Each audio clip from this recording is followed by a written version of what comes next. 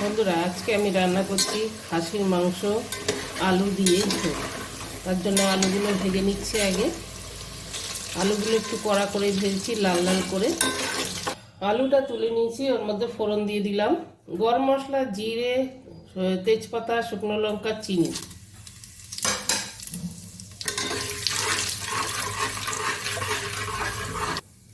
মশলাটা ভাজা হয়ে গেছে, পেঁয়াজ দিয়ে দেবো। 750 মাংস আর আলু, আর 300 পেঁয়াজ দিয়েছি।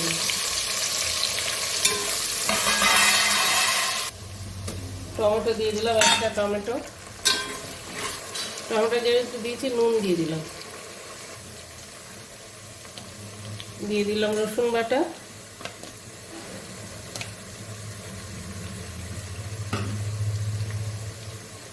আদা বাটা 4 চামচের 1 চামচ করে।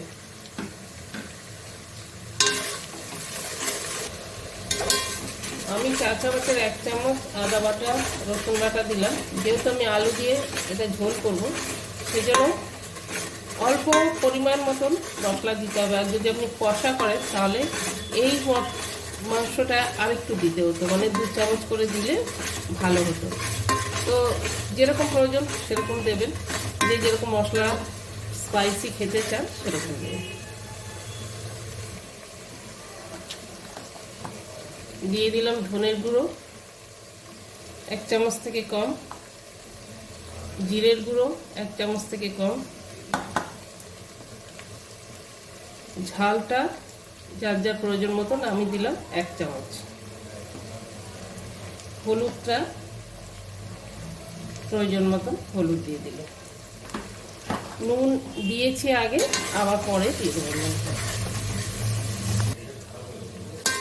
ভালো করে মশলাটা কষিয়ে নিয়েছি, তেল ছেড়েছে মশলায়, মাংসটা দিয়ে দেবো। মশলাটা কষা হয়ে গেছে, দিয়ে দেবো মাংসটা ঢেলে। মাংসতে আমি কিচ্ছু মাখাইনি, ধুয়ে জল ঝরিয়ে রেখেছি।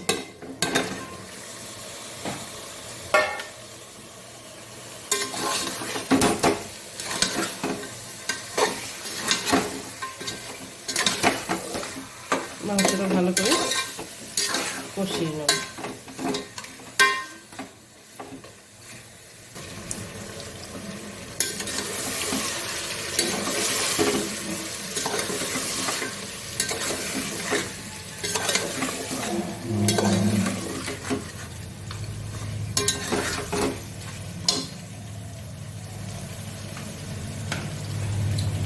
এতে দিয়ে দেবো আমি 1 চামচ কাঁচা লঙ্কা বাটা।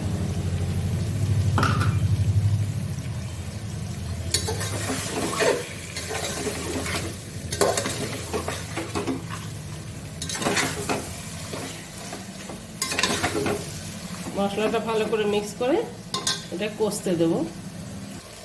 এখন আমি যেটা দেব সেটা হচ্ছে কাশ্মীরি লঙ্কা 1 চামচ,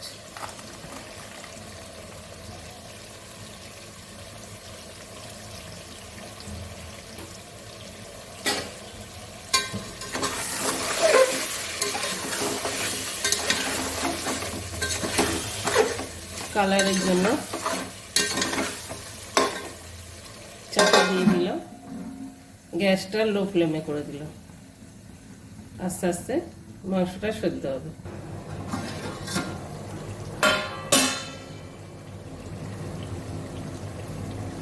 এবার নুনটা দিয়ে দেবো।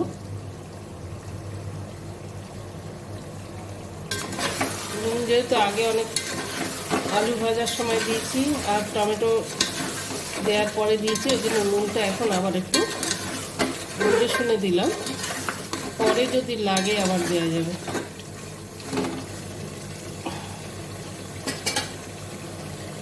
একটু কষা হবে। মাংসটা কষা হয়ে গেছে।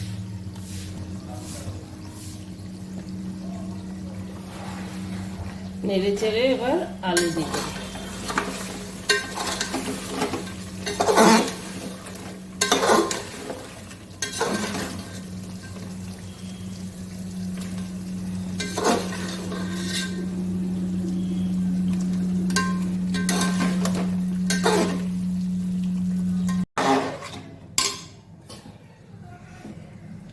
আলুগুলো দিয়ে দিলাম।